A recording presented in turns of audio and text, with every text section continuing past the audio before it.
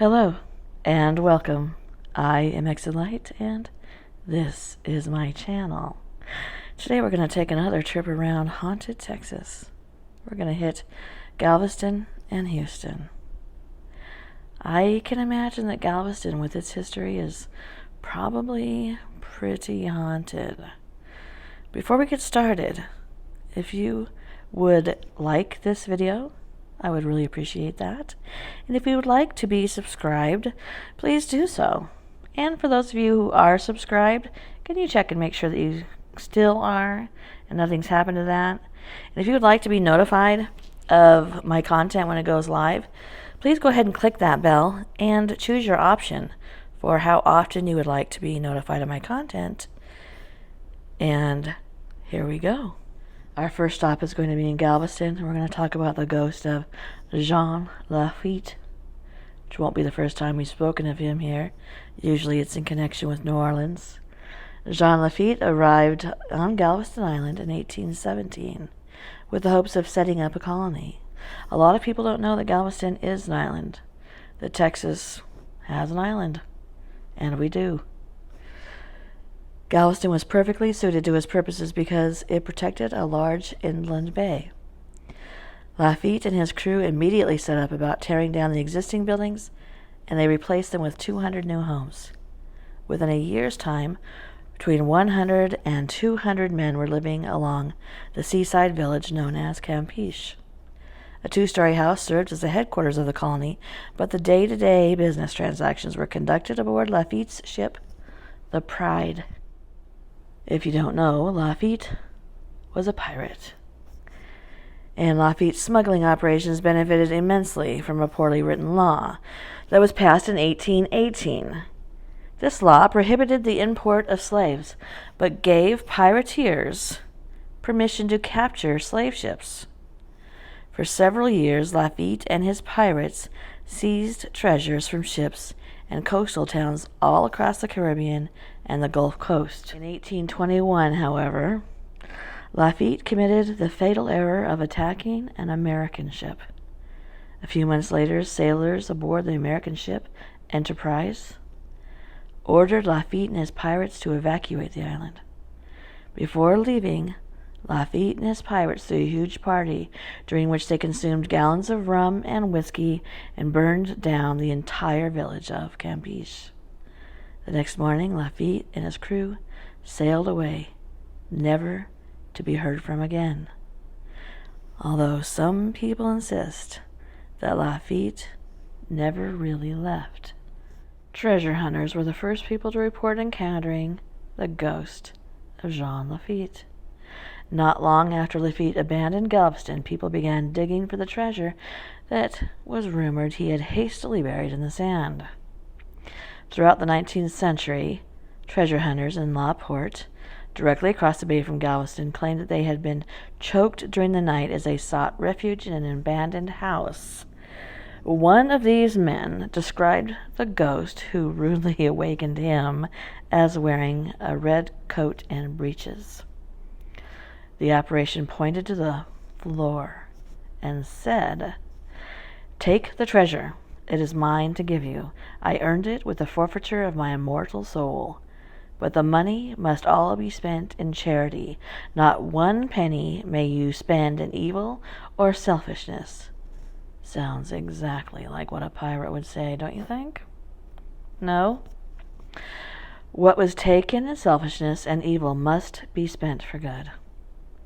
As soon as the spirit vanished, the man pried up the floorboards, but he found nothing there. In more recent years, sightings of Lafitte's ghost ship have been reported. Legend holds that Lafitte sails up and down Galveston Bay in search of a lover who fell overboard. Workers on offshore oil rigs have claimed that they saw the billowing sails of a 19th century wooden ship on the horizon just before the sunset. Crews of offshore supply ships say they have heard phantom shouting and the flapping of sails. Now, because the ghost of Jean Lafitte was reportedly sighted just before Hurricane Katrina swept through the Gulf Coast, the appearance of Lafitte and his pirate fleet is usually taken as a bad omen. Another possibility, however, is that Lafitte has returned to Galveston Island to retrieve his hidden treasure. Here's another stop in Galveston. Luigis Italian restaurant. I really like to do places where you can still go and maybe experience your own ghostly adventure. So, here you go. If you would like to go to Luigis Italian restaurant, it is a Tuscan-style Italian restaurant that opened its doors in an old bank building in 1997. A historical marker outside the pink and gray granite neo-Renaissance style structure at 2328 Strand Street. Look at that. I even gave you the address. Identifies it as the Seeley Hutchins Building. According to employees and customers alike, this popular dining spot is haunted by the ghost of a woman who became a heroine during the city's greatest natural disaster. At 2 a.m. on September 8, 1900, a great wind blew in from the north, creating a gigantic wall of water that surged towards Galveston. When the wind shifted from the north to the southeast, the city was doomed. Houses built near the beach began to crumble. Men and women tried to escape the fury of the storm by moving to higher ground or seeking refuge in sturdier-looking buildings. Many people evacuated the city by wagon, by boat, and on foot. Some of the lucky ones were able to make their way to the sturdy Tremont House. By 3 a.m., Galveston was submerged when the waters of the Gulf and the bay converged. The cyclone-force winds hurled boards, timber, and other objects through the air like missiles. Roofs were ripped from buildings. Telephone poles were knocked down. A Santa Fe train was lifted from the tracks 2 miles north. Huge ocean steamliners were tossed from their moorings. The combination of 140-mile-an-hour winds and 17-foot storm surge devastated Galveston. This storm was so deadly that approximately 6,000 of the city's 37,000 residents were dead within an hour, and more than 3,600 homes were destroyed. 30,000 people were left homeless. The damage amounted to a loss of $30 million. And remember, this is in 1900, so that is a great deal of money. The Great Storm of 1900 was the deadliest natural disaster in U.S. history. And as we know, Galveston has been pounded by other hurricanes since then, including one 2 years ago. One of the hardest parts hit of the city was the Strand. The water level at that building that now houses Luigis was 17 feet high. One of the many acts of heroism that took place that day was performed by a school teacher who raced up the stairs to the 3rd floor of the bank building in an effort to escape from the storm's fury. Witnesses say that she climbed out one of the windows and perched on the ledge, grabbing at people as they floated by and hauling them into the room. She placed the injured people on one side of the room and the dead on the other. She did her best to care for them over the next several days until she contracted a fever and died. For more than 100 years, people have reported seeing the ghost of this brave schoolteacher in various parts of the Seeley Hutchins building. In 2002, a group of 5 women who had just gotten off work were walking down Strand Street when something attracted their attention to the 1st floor window of Luigis. They all saw the figure of a woman, dressed in the fashion of the early 1900s, standing on the stairway. The woman vanished in just a few seconds, but she was visible long enough for all 5 women to see her. After this unnerving experience, they all became believers in the paranormal. In 2006, an employee named Steve Havelock had closed the restaurant and was in the process of sweeping and rearranging the chairs when he heard a woman's voice call his name. "Steve! Steve!" At first he thought that one of the waitresses must be still inside, but after walking through the building, he realized that he was alone. His growing suspicion that Luigi might really be haunted was confirmed a few months later when his 3-year-old son told him that he had been speaking to a lady upstairs on the 2nd floor, which had been vacant for years. After a customer showed Steve a photograph of a misty female figure that she had taken at Luigi's. He had no doubt that there must be some truth to the tales that he had heard about the ghost of the schoolteacher. However, not all of the disturbances inside Luigi's are as dramatic as the ones experienced by Steve and his son. Some of the strange things that happen here are just annoying. For example, a waiter says that every night before he and the other waitstaff leave, they place silverware on the tables. Some mornings they find that the knives have been turned outward instead of inwards towards the plates. Perhaps the spirit of the schoolteacher wants to make sure that no one forgets what she did for the city of Galveston. All right, we're going to travel north for about an hour and a half, and we're going to go to the Spaghetti Warehouse. Everyone in America probably knows of a Spaghetti Warehouse. It's a chain of restaurants housed in, surprise, warehouses. One of the scariest places in Houston is not an abandoned prison, nor a mental hospital. It is an Italian restaurant that is part of the Spaghetti Warehouse chain. The restaurant is housed inside the old diesel, I think it's Betcher warehouse, which was built in the Market Square Historic District at 901 Commerce Street in the early 1900s. Remember that address in case you want to go experience a ghost. Over the years, the building has served as a produce warehouse, a storage facility for the Southern Pacific Railroad, and a pharmaceutical warehouse. In 1972, the Spaghetti Warehouse opens its doors in the old building, and before long, employees and customers alike begin telling stories about the ghosts of the former owner of the building. As the story goes, the owner of the warehouse was working late one night in his office. When the man glanced up at the clock, he realized that his wife was probably getting worried about him. He grabbed a handful of papers he was working on and headed out of his office.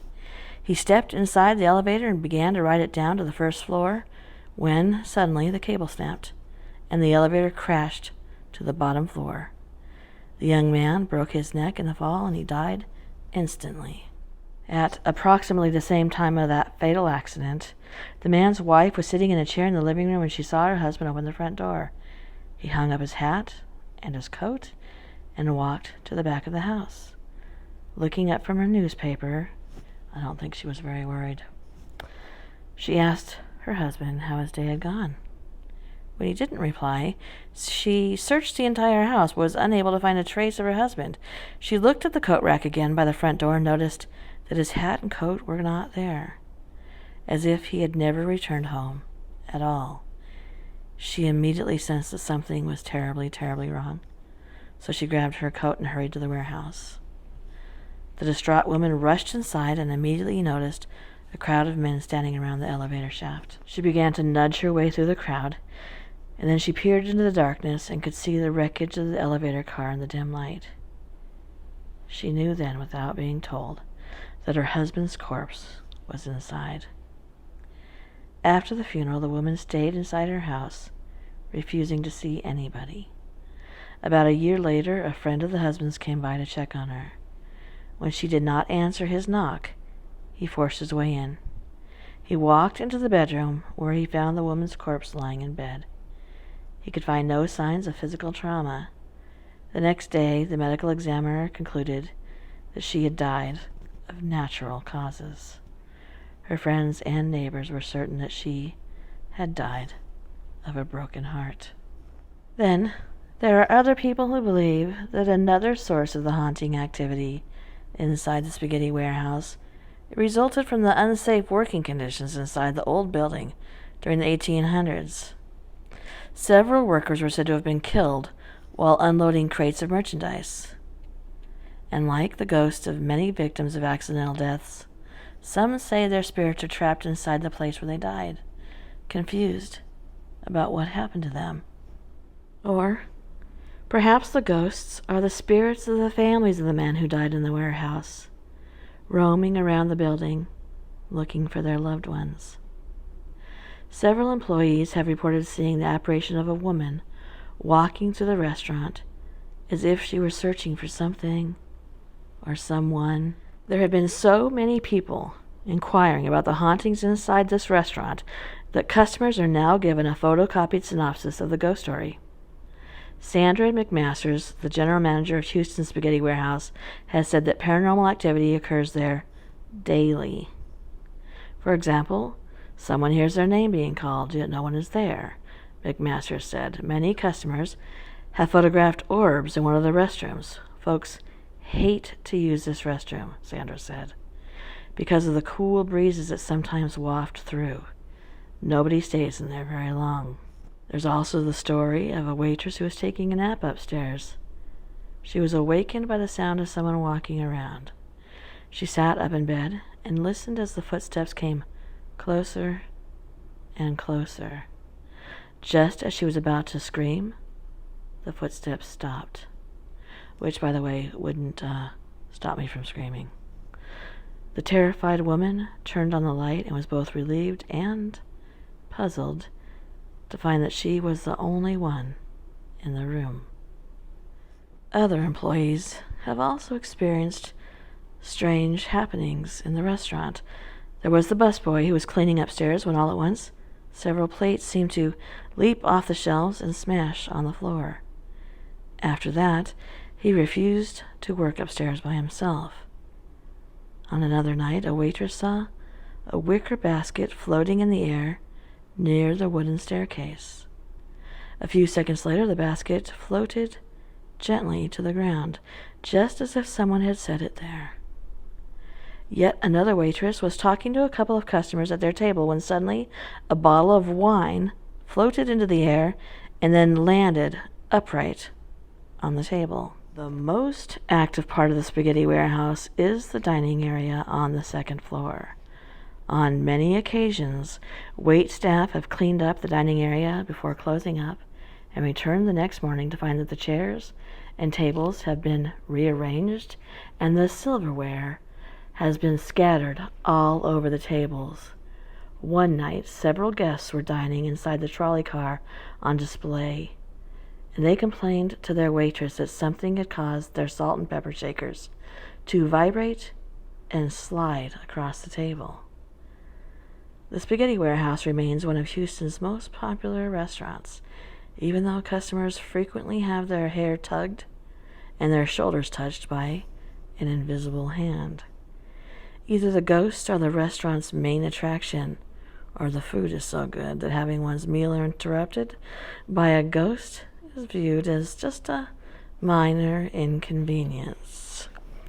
My guess is people want to have their hair tugged and feel a ghostly hand on their shoulder. Thank you for coming to my channel. I hope you enjoy this series. I've been having a lot of fun with it. Again, please like this video if you haven't already, and if you would like to be subscribed, please do so, and click that bell so you can be notified when my content goes up. Good night, and happy hunting.